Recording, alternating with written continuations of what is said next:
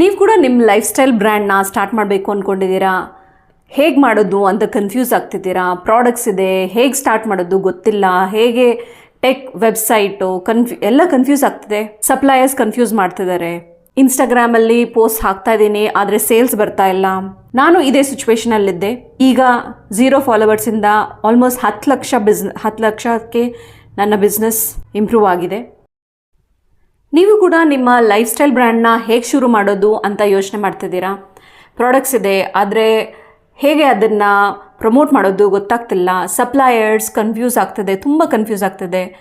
Insta ಅಲ್ಲಿ ನಾನು reels ಹಾಕ್ತಿದ್ದೇನೆ, post ಹಾಕ್ತಿದ್ದೇನೆ, ಆದರೂ ನನಗೆ ಬಿಸ್ನೆಸ್ ಬರ್ತಿಲ್ಲ ಅಂತ ಅನ್ನಿಸ್ತಿದೆಯಾ? ನಾನು ಇದೇ ಸಿಚುವೇಷನಲ್ಲಿದ್ದೆ.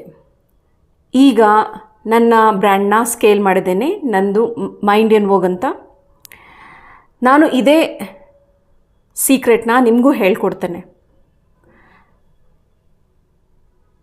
ನನ್ನ ಡಿಜಿಟಲ್